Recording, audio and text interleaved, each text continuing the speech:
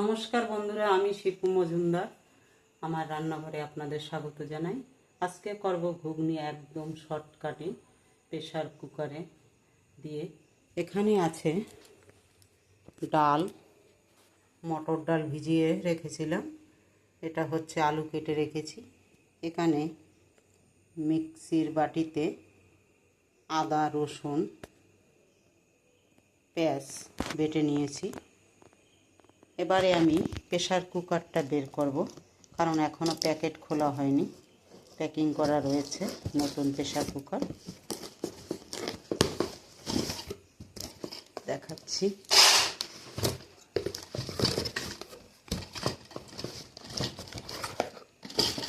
এই যে দেখুন, একদম নতুন। এটায় ঢাকনা,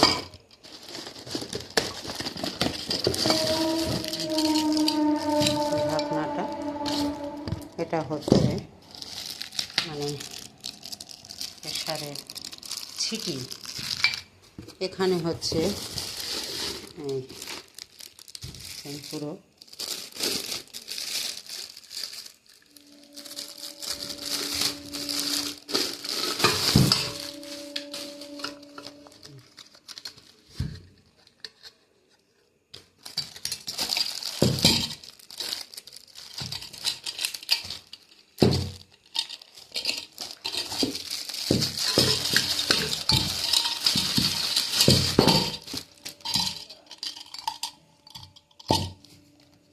রবারটা লাগিয়ে নেব।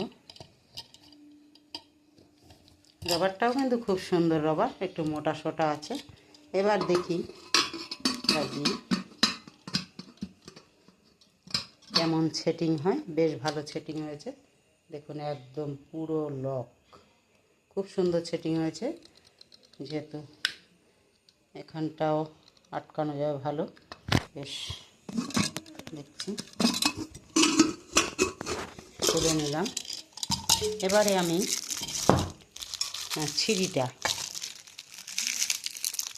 ছিঁড়িটাকে খুলে নিলাম। এভাবে ধরে চাপ দিলে আটকে যাবে। এই যে আটকে গেছে, বেশ সুন্দর আটকেছে। একটু ধুয়ে নিয়ে আসবো, তাহলে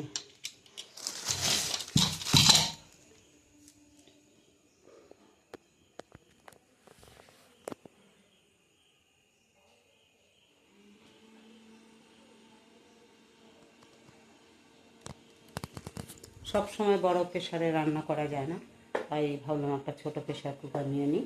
তাহলে আজকে ঘুগনিটা করব ছোটো প্রেসার কুকারে। দেখতে থাকুন বন্ধুরা, সঙ্গে থাকুন। একটু ধুয়ে নিয়ে আসবো, ধরিয়ে দেবো উনান। প্রেসারটাকে ধুয়ে নিয়ে এসেছি। আমার গ্যাস লাইটটা ডিস্টার্ব করছে বলে ওটা বাদ দিয়ে একটা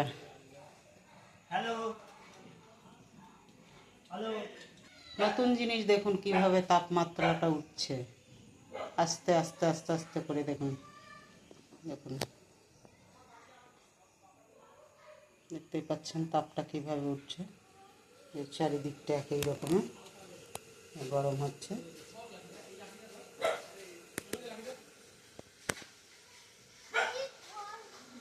ভিতরে জলটা টানছে।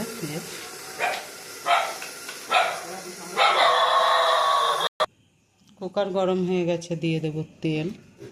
যতটা লাগবে একবারেই দিয়ে দেব, একবারে ফোড়ন দেব। যেহেতু তেল গরম হয়ে গেছে, এখানে জিরা, শুকনো লঙ্কা দিয়ে দিলাম।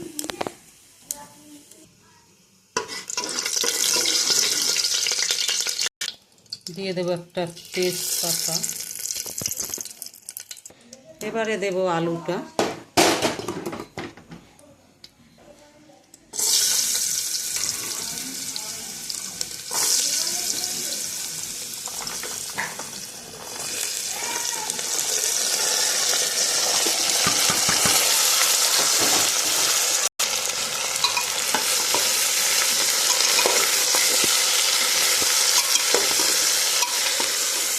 একটুখানি আলুটাকে কষিয়ে নেব। দেব পরিমাণ মতো লবণ, পরিমাণ মতো হলুদ,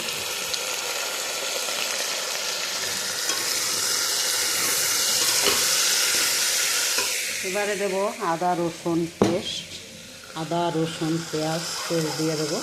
যেহেতু একবারে কষিয়ে রান্না করছি এর ভিতরেই দিয়ে দেবো। এবারে মশলাটাকে আরেকটু কষিয়ে নেব।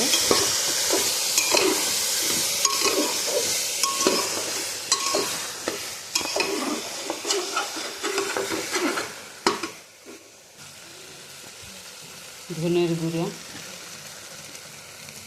জিরার গুঁড়া, লঙ্কার গুঁড়া। এবারে আরেকটু কষিয়ে নেব। মশলা দিয়েছি, ভাজা মশলার গুঁড়া দিয়েছি, তাও একটু নাড়াচাড়া দিয়ে নিই।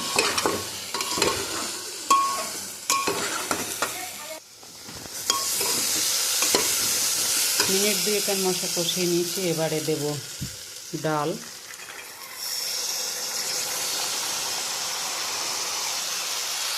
ডালটা দিয়ে আরেকটুখানি কষাবো।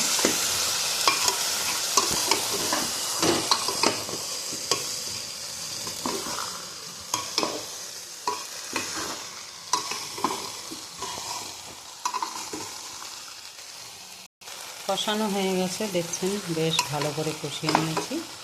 তাই এবার একটু দিয়ে দেব জল।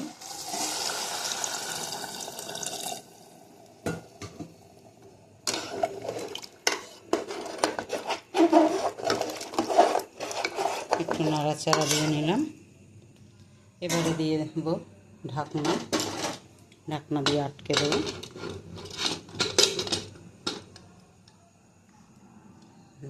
বেশ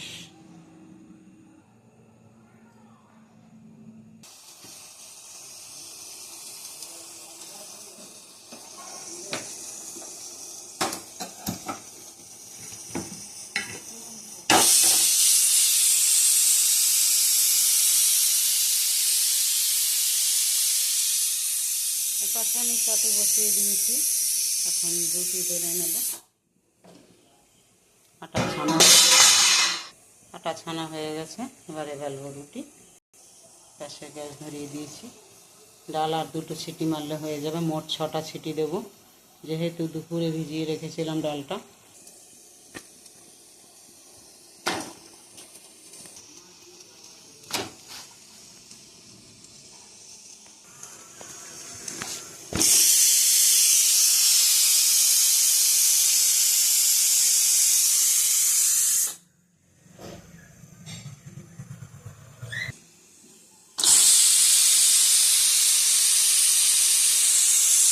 গ্যাস বন্ধ করে দিয়েছি, সিটির হাওয়াটা বের করে নিই।